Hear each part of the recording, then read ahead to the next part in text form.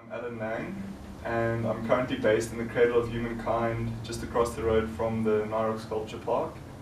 And I mostly work in mixed media sculpture with a sort of a machine aesthetic. Okay. Now, I saw your work at Car Arts Festival this year. There's a very strong sense of the ritual in your work. Is that true? Yes. Please elaborate. So basically, I think Westerners have lost a lot of ritual, culture, tradition, religion in the way we live. It's very sort of consumerist, very bland and very sort of vulgar kind of that sort of culture. And you know, I can't access any existing culture that's not mine because that would be ingenuine. So through my art, I invent my own rituals. And I mean, on the most basic level, just making the art is a ritual. I mean, something that I picked up from Willem Boshoff was the idea of the artist as shaman, and the idea that you can find patterns in interesting places and you can use those to inform your life and enrich your life. And especially with the art making, I normally respond to things that frustrate me that wouldn't have an obvious solution. So for example, being stuck in traffic, you know, you can ride a bicycle, but it's not always feasible. You can, you know, really you just sit there and you just swear a lot, and then it's a waste of energy. So I made an artwork, for example, to just play with that idea of the frustration of being stuck in traffic and make myself feel better about it. Now every time I get stuck behind, you know, some stupid driver, or if I'm the stupid driver, I have a bit of a chuckle because I've contextualized it through a ritual for myself. So yes, I definitely use ritual in my art. Okay, but it's more than just a metaphorical invention of ritual. It's a physical construction of ritual where you actually wear artworks. Yeah. I mean, that's important for me because I like to work alone. Where, you know, a lot of sculptors often need to have assistants and things because sculptural processes are difficult, but I like to work alone, and I often do the processes without any help, and I often find like a strange way of doing it. And also when I look at things like ergonomics, nothing fits me, nothing is made for my size. So when I make artworks, I base it on my own body, which is always available. I mean, Diane Victor does it in a different way, where she needs a model, and she's at the studio at 4 in the morning. She draws herself because there's no one else to draw, and I often need something that fits a human head, and the only vaguely human head around is mine, so then I base it on that.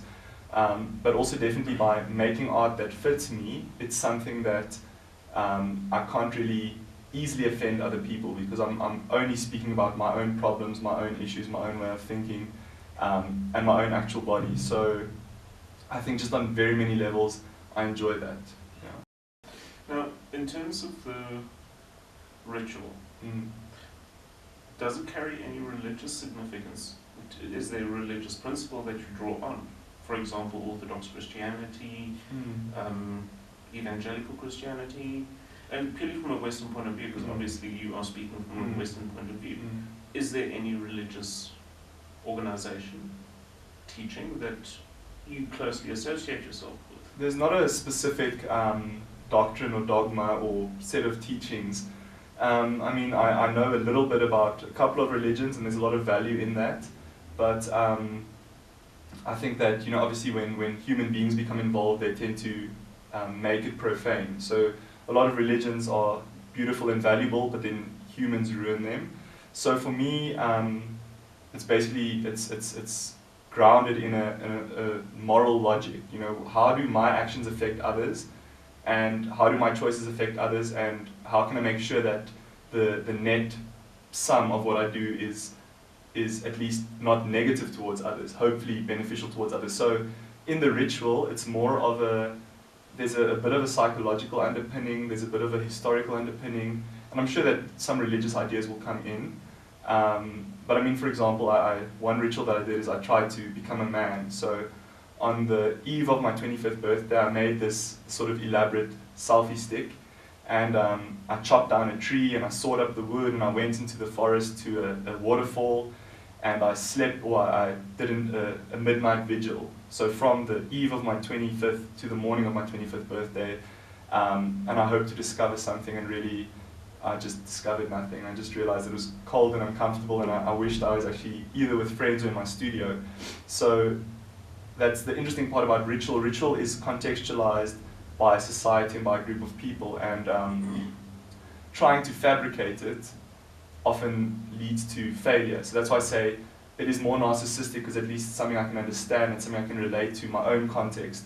Because I mean, ritual is hugely interesting, and so many human societies have it and practice it, but it's always within a context. And when you remove the context, it becomes quite interesting and weird.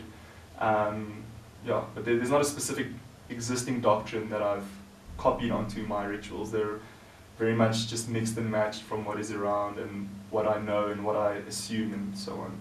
Okay.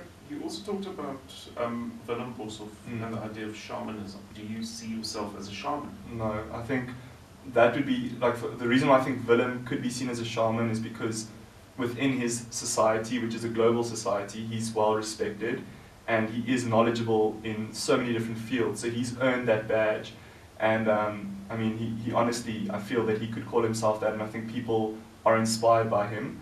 I think that, and also, I mean, the word shaman has been a bit like you know, ruined, or bastardized by people who actually, you know, they take drugs and they call themselves a shaman, which I think is not what it's about at all. So I just see myself as trying to access parts of, you know, let's call it the spirit, which aren't accessible through Western consumer culture, accessible through Western intellectual philosophy.